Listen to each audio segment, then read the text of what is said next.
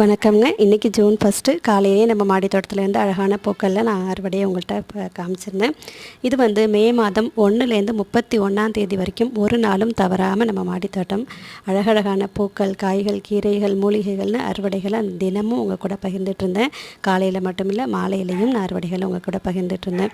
இதுக்கு நான் வந்து என்ன மாதிரி பராமரிப்பு இந்த கோடை காலத்தில் கொடுத்தேன் அப்படின்னா, குளிர்ச்சியான நீர் உரங்கள் அதிகமாக பயன்படுத்தினேங்க. 2 நாளுக்கு ஒரு முறை.